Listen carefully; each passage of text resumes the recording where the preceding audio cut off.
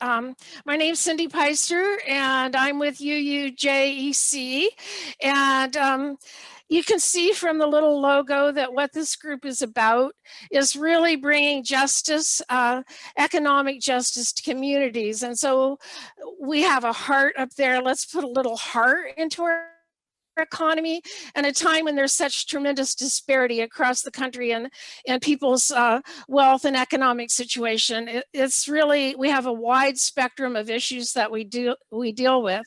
Our philosophy is rooted in UU liberal religious tradition towards justice, equity, and compassion, and we work collaboratively with others to advocate for justice issues like the Green New Deal and single-payer health care. One of our core principles in the UU is respect for the interdependent web of all existence of which we are a part.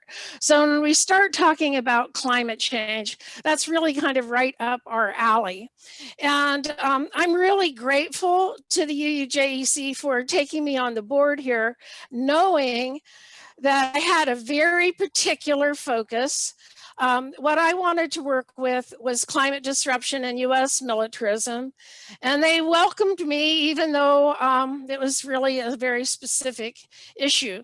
And so that's what I'm going to talk about today. And then that second line, a winnable war is no longer possible. I think by the end of the talk, you'll really understand what that means. And then I have something personal to share with you guys about all of this. You know, I came to peace activism after having been born the day that the United States bombed Hiroshima.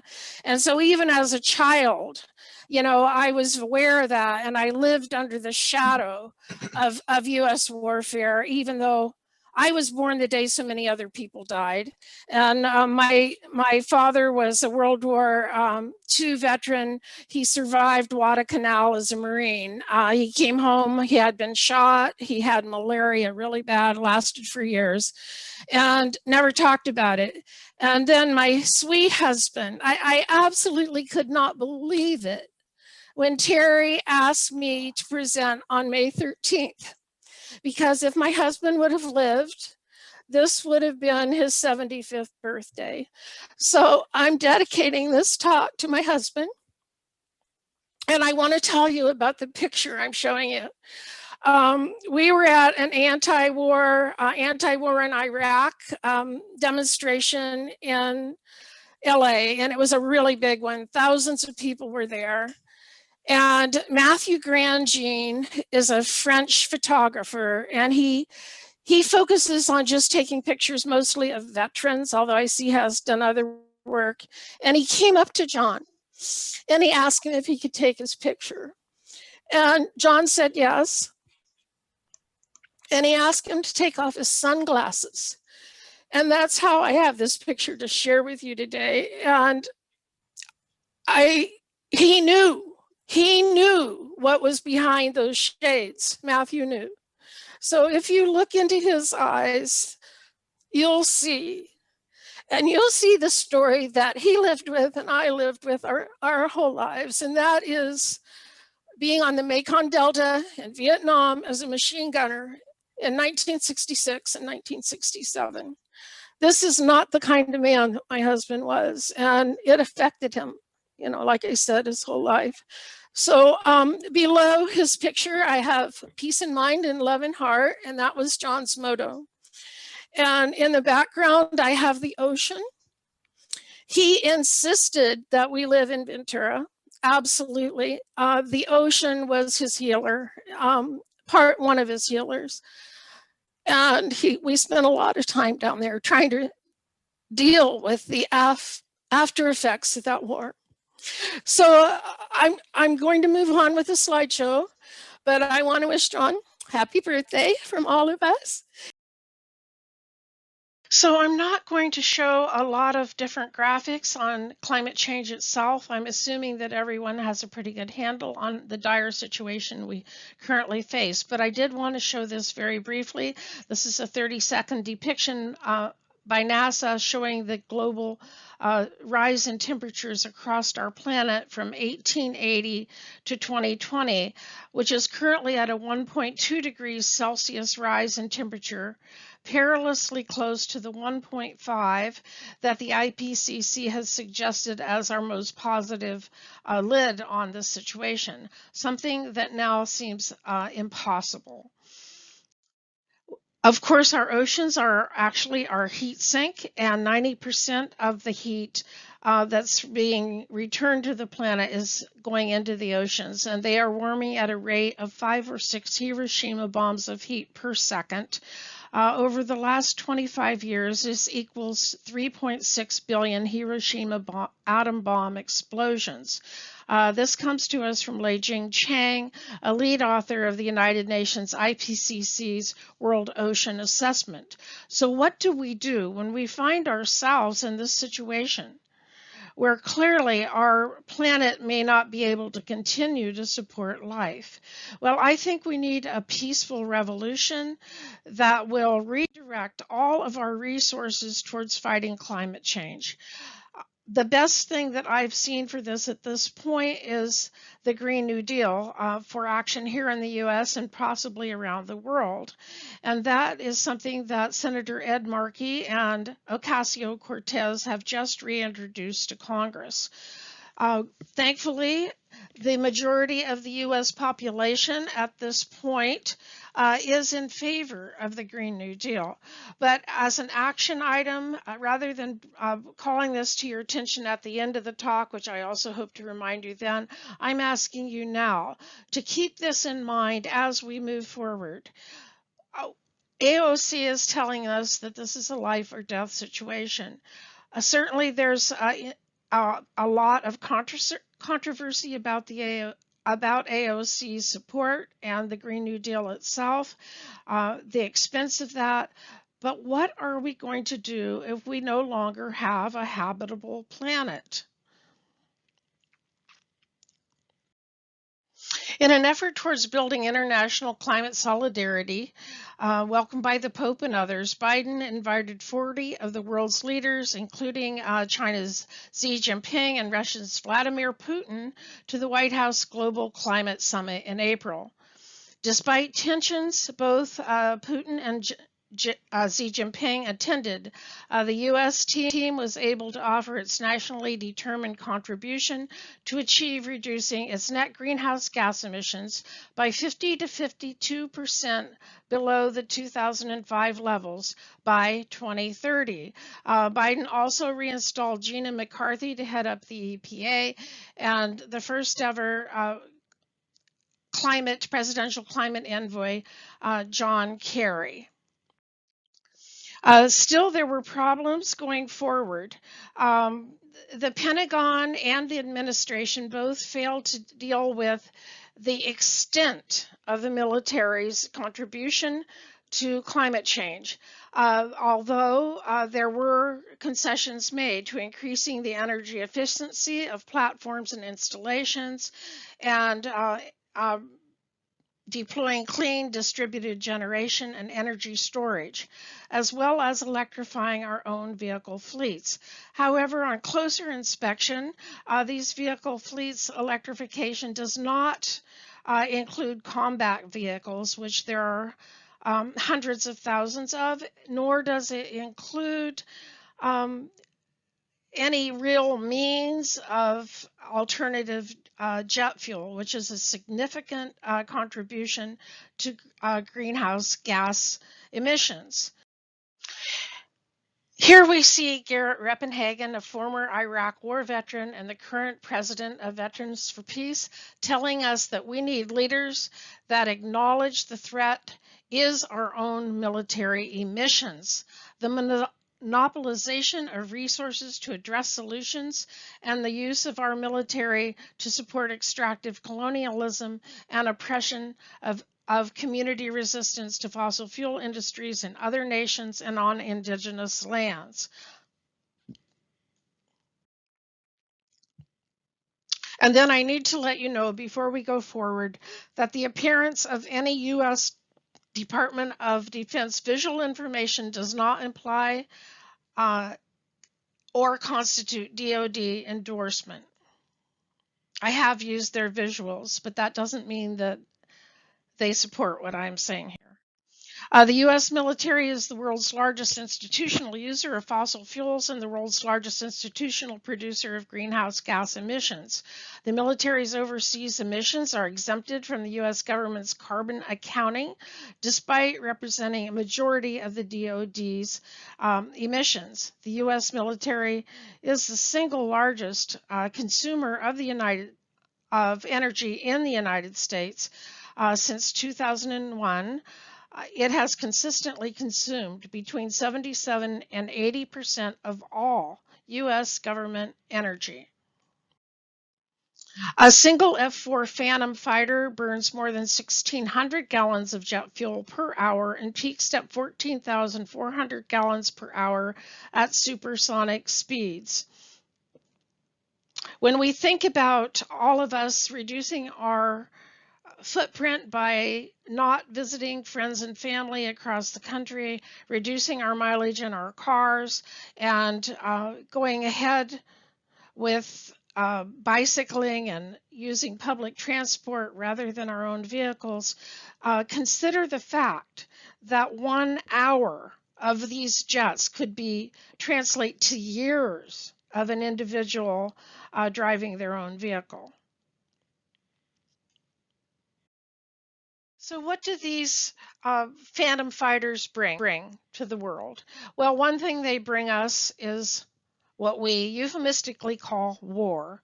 The Public Affairs at Brown University estimates that the U.S. military has roughly emitted 1.2 billion metric tons of greenhouse gas emissions between 2001 and 2019 for the global war on terror.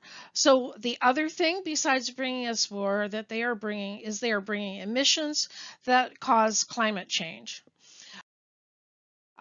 Asymmetrical force is different from war, and that is the reality of what our wars are really about. There's no nation in the world that can begin to match the U.S. arsenals. The U.S. dropped 100,000 pounds of bombs on Iraq in just the first few days of the war in 2003. The U.S. government has been at war constantly for 2 decades. War. It's not really war.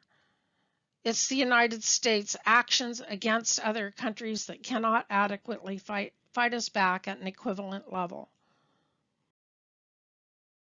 And these wars are for oil, and oil for wars. Between 1/4 and 1/2 of interstate wars since 1973 have been connected to one or more oil-related causal mechanisms. This comes to us from Oil Conflict and U.S. National Interests, Belfer Center for Science and International Affairs.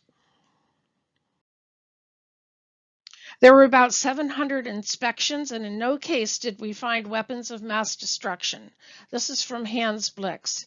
We are not only going to these wars for oil, which we are not telling the people about, but we're going to war on the basis of lies. And what does this bring to the people on the recipient end of these bombs? Well, of course, it brings death. It brings destruction. It brings destruction of the natural environment. It brings destruction of the infrastructure, and it brings climate change. Refugees from wars in Iraq, Palestine, Syria, and around the world are being joined by millions of others fleeing climate impacts, particularly from the global south. By mid-century, a 2018 World Bank study conservatively estimates that more than 140 million people in sub-Saharan Africa, South Asia, and Latin America will be displaced as many regions become uninhabitable due to growing climate-related issues like water scarcity, crop failure, sea level rise, and storm surges. Together, these 3 regions represent more than half of the world's developing populations. This visualization of annual average temperature for Afghanistan from 1901 to 2018 is reflected in the background of this slide, going from the blues to the reds. Each strip represents the temperature in Afghanistan averaged over a year. The slide for Iraq is very similar. What we see here is that blue line in the map to the left is the aridity line. That's an area where crops grow with just a minimum of water. It's an area particularly stressed by climate change. It also happens to be a line where a lot of our drone strikes actually take place. So what this tells us is that there is an area running across the Middle East and Northern Africa and then upper Middle Africa where the people there are suffering not only from climate change but also from unmanned drone strikes.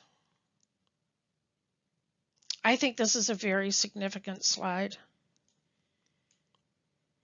If there is a winner in all of this, who might it be? Well, if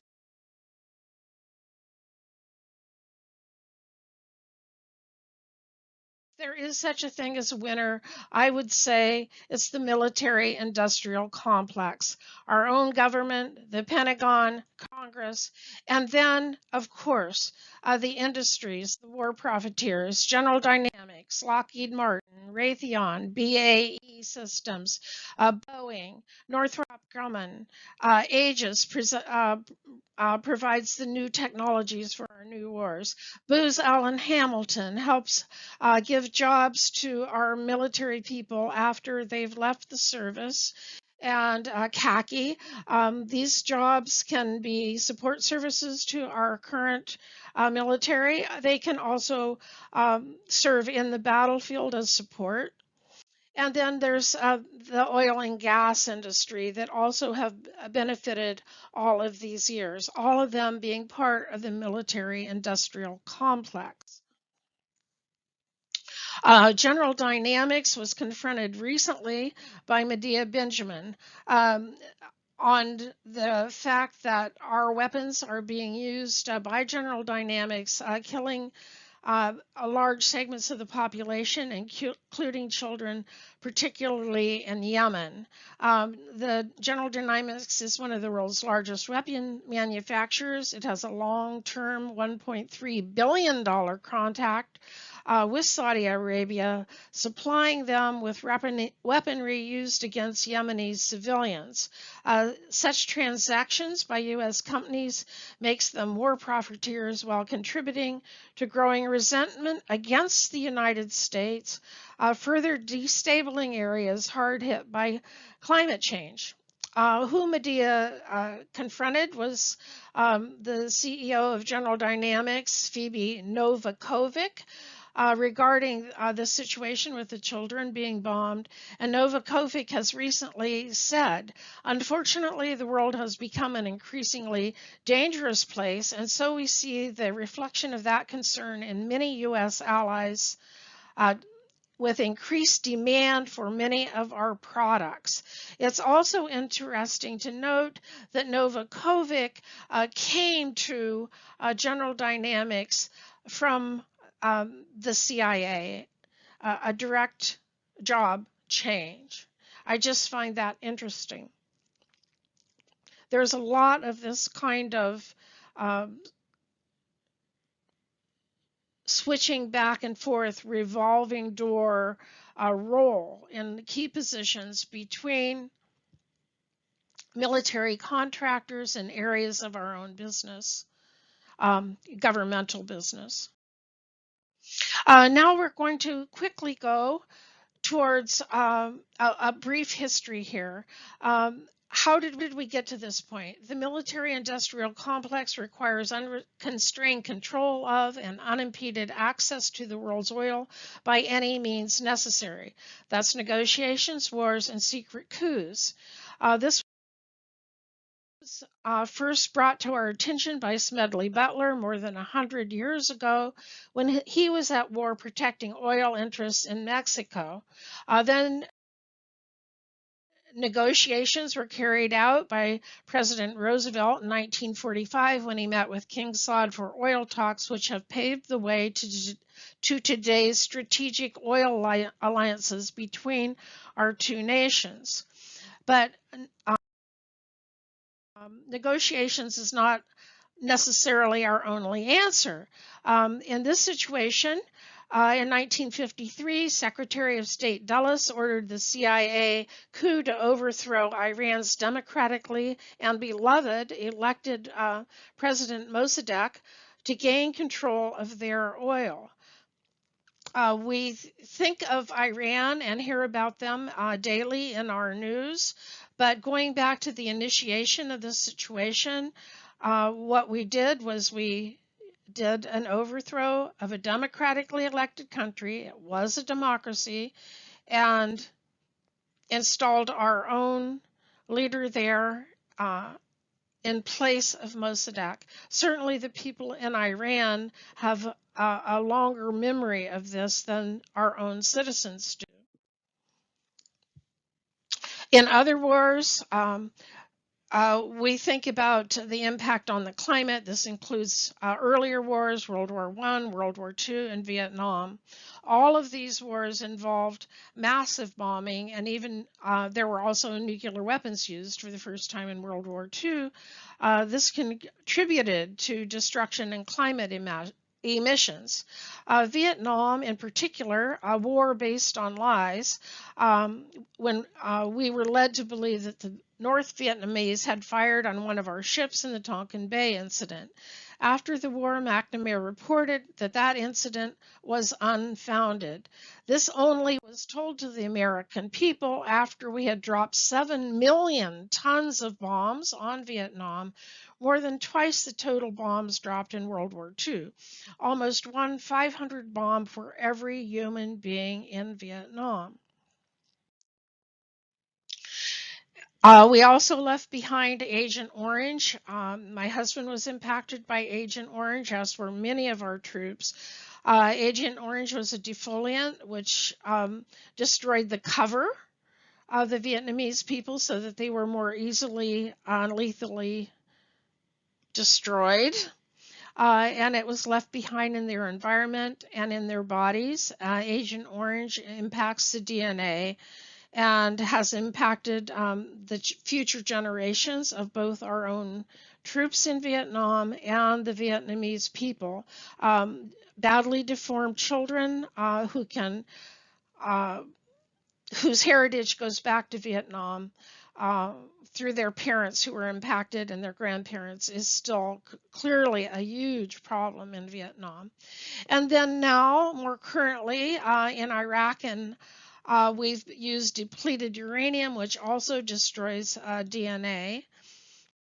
And that takes us to more current wars under the Bush administration. But before we get into these wars, I'm going to look at this slide, which was in the mindset when George W. Bush came to power, and that was the fact of peak oil. In this slide, we're told that we only have 30 years of oil left. This comes to us from Dr. Omar Clay, an environmental physicist. He tells us that a military based on fossil fuels cannot hope to stand in the face of climate change and dwindling fuel reserves. This is something that hasn't been brought up in this talk so far, but even without climate change, our military absolutely must change its ways. That lower triangle in this slide, the blue one, shows us that we will be running out of fossil fuels, oil, by 2051. Not all fossil fuels, excuse me, but oil will be running out in 2051. Another 10 years, we'll have natural gas, supposedly. And then by the end of the century, we'll be running out of coal. So our military must take this into consideration. And I think they have taken it into consideration in a certain respect.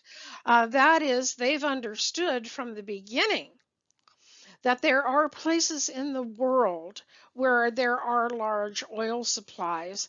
This map from the 1940s shows us Saudi Arabia had huge oil supplies.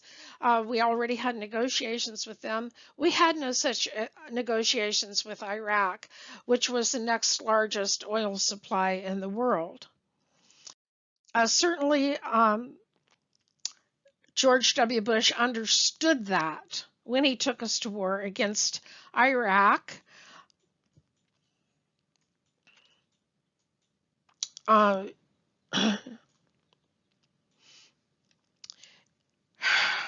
had a hard time making this slide.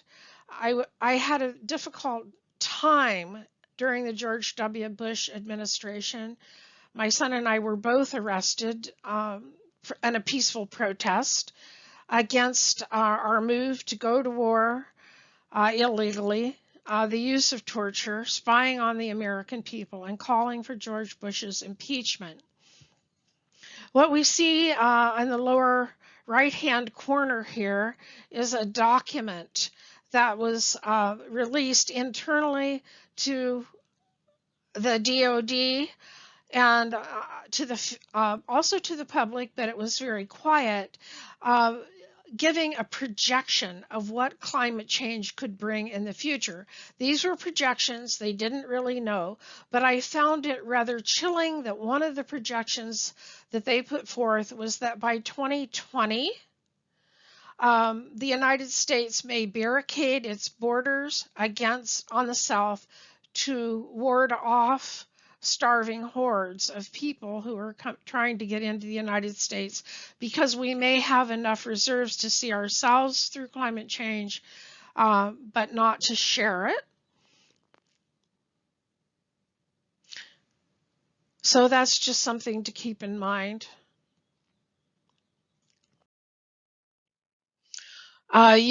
The U.S. Secretary of State Colin Powell gave a speech to the United Nations that was both highly consequential and full of fabrications on February 5th, 2003. So we went ahead to war, and this is just a reminder of the Iraq War, which was really about oil. And in the upper right-hand corner, we see one of Hans Blick's inspectors in Iraq looking for the weapons of mass destruction, which were never found. And we later learned that that was a fabrication put together by Tony Blair and our own administration. And then we used oil for the war, and then the oil that we gained from the war was used for further wars, at great cost to the Iraqi people, as well as to our own troops. George Bush also gave us the Revolution in Military Affairs, which is a move towards higher use of technology and full spectrum dominance. For those of you who may not understand what full spectrum dominance is, it's the military's determination to control all dimensions of the battle space. This includes land, surface, and subsurface, sea, air, space, control of information, psychological control, use of biologicals, the electromagnetic spectrum, and cyberspace. And the goal of full spectrum dominance beyond this absolute tight grip is such that there would be no entity on the face of the planet that could interfere with our own missions.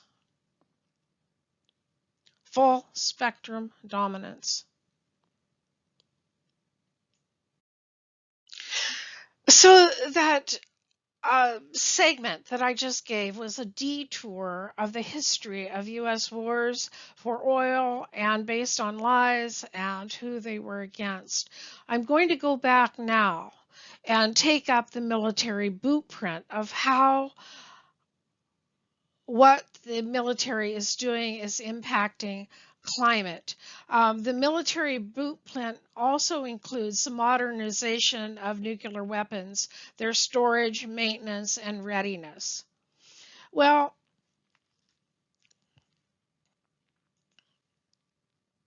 This comes to us in the face of the fact that nuclear weapons are now illegal, with 122 nations worldwide voting to make them illegal at the United Nations.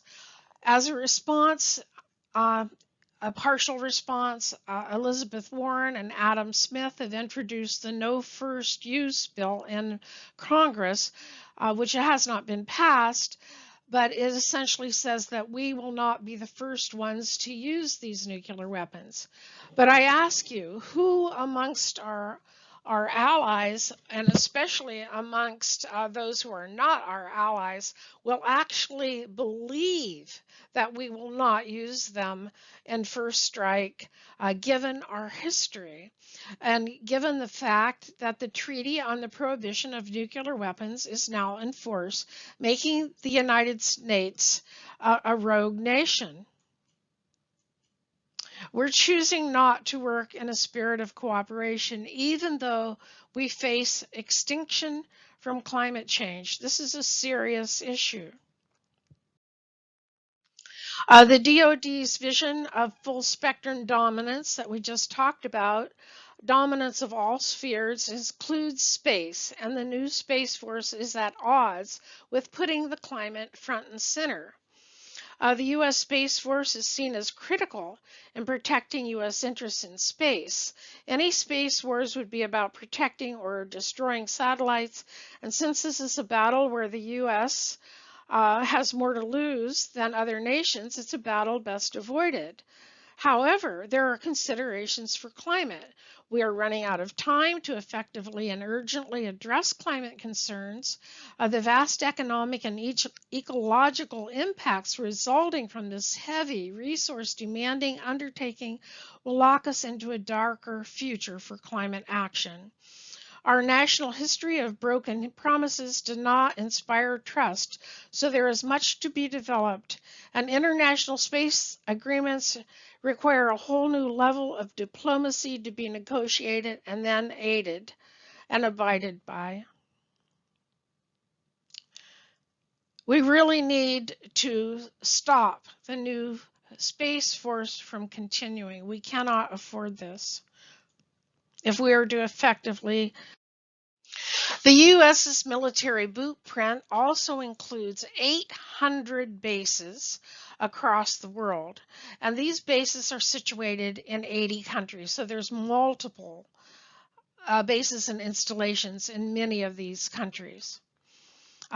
This includes all types of bases, lily pad bases, and then there's other actions that are being taken on in other countries where there aren't bases, such as drone strikes and anti-terrorism activities. 30% of the DoD's greenhouse gas emissions come from these bases. We actually need to close many of these bases. The military blueprint includes extractive industries. We need these extractive industries to gather the needed minerals and metals that we use to create our manufacturing of equipment and weapons. And when we create battleships, like this aircraft carrier pictured here, what this is essentially is a mobile military base loaded with 100 or so jets, loaded with even nuclear weapons and all kinds of bombs. So with these bases, military floating bases around the world, this really is an extension of U.S. military power. The latest plan charting the Navy's future shipbuilding would require unprecedented amounts of investment at a scale not seen since World War II. This is reported by the Navy Times, and it comes to us according to a congressional budget report released this month. Earlier operations and support costs would increase from $74 billion to $113 billion by 2051. So this is a huge expansion of the Navy's mobile bases at a tremendous expense at a time when we're fighting climate change. Also, what we see here is war games training and weapons testing using live ammo and bombs as part of the military's footprint. Greenhouse gas emissions come to us from war games. I happen to live by the Port Hueneme Naval Base, and they are tasked with weapons testing. And so for years now, decades, they've been using live ammo and bombs off the western coast of the United States to test them. And of course, this is taking place on the eastern coast of the United States as well. Well, when this is done, and also in training and war games, what we are essentially doing when on the ocean is we are injecting explosives directly into the ocean, which has a direct impact of heating the ocean in conjunction with climate change. So this is really a not well thought out plan that's enhancing the impacts of climate change, and is something that we don't often think about in the United States.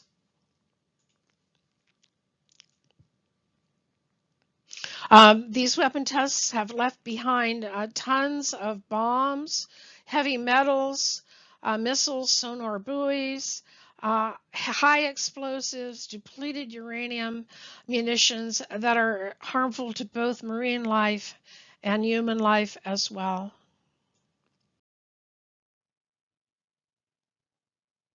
So what we're seeing here is the boot print, another view of what our military boot print includes, which is burn pits and toxic dumping.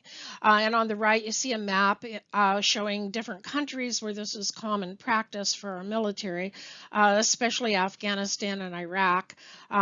So what we know is that 3.5 million veterans have been exposed to burn pits, and 80% of them have been denied compensation. And there also have been numerous deaths to our veterans who have been exposed to this through and have lung damage. The other thing is that the populations that live in these areas aren't on rotations or serving for a short time. They live here. So we can imagine how many of them have been exposed and have lung damage. And then just by a look at this stuff burning, I think it's easy to understand that when we are burning large amounts of every sort of toxic chemical, including jet fuel, that this is going to result in greenhouse gas emissions that go into our atmosphere and come back to us as lethal climate change. Our military blueprint also includes transport of troops and supplies. What we've done here is we've switched out convoy delivery to providing supplies to the forward operating bases because of the amount of deaths, and we've moved to transporting troops and supplies by air. This comes at an increased cost of jet fuel and climate change. Now, in terms of providing supplies, the biggest supply that the military is protecting is our oil supply being transmitted through the Gulf of Hormuz. Now, this is a full-on subsidy to the oil companies. The biggest oil subsidy of the nation is the decades-long 24/7 protection by the Navy. 18% of the world's oil is transported through the Gulf of Hormuz. And in 2018, former Secretary of the Navy, John F. Lehman, said more than half of the defense budget is for security of the Persian Gulf oil. So I'm assuming he's including a lot of things in that. But it certainly is a major subsidy. So here I'm going to have a little clip by Greta. It is the year 2021. The fact that we are still having this discussion, and even more that we are still subsidizing fossil fuels directly or indirectly using taxpayer money, is a disgrace. It is a clear proof that we have not understood the climate emergency at all. I have to agree with Greta that we don't really understand the climate emergency, or we would not be making the mistakes across the board that we are. And here Daniel Ellsberg tells us that in the face of imminent climate catastrophe, the 700 plus billion military budget is both untenable and irresponsible. We must convert the military economy to a climate economy. We cannot have both. The military budget in 2020 was 272 times larger than the federal budget for energy efficiency and renewable energy. We can't go both ways. The U.S. is driving global growth in military spending. This comes to us from the Stockholm International Peace Research Institute, and the graph was put together by National Priorities Project. In this, we take a look at the 2019 budget, where China's budget, Russia's budget, India, Saudi Arabia, France, Germany, the UK, Japan, South Korea, and Brazil's budgets all put together were still less than the budget for the military budget for 1 year for the United States.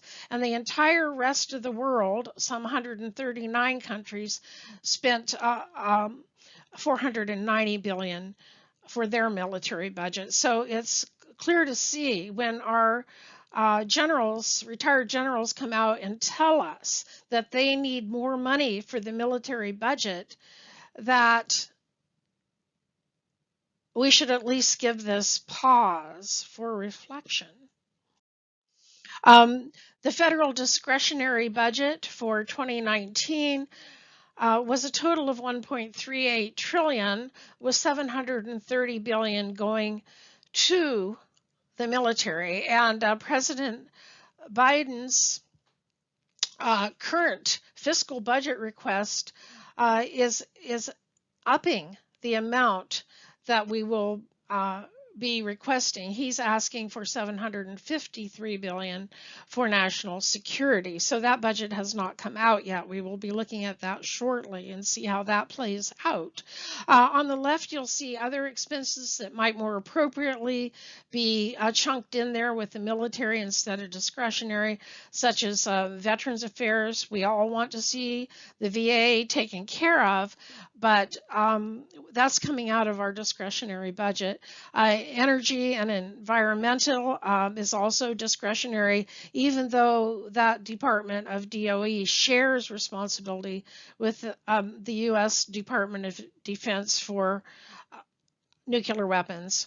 So this next slide basically is laying out for us a number of those types of expenses that don't show up or didn't show up in the 2019 budget that would actually push our defense budget to closer to $1 trillion in 2019. The oversight and accountability are in short supply as the Pentagon fails every audit since the first one was conducted in 2018. Despite the legal requirement for an audit, the DoD got by without one for 20 years until it failed its first one in 2018. The result is an astounding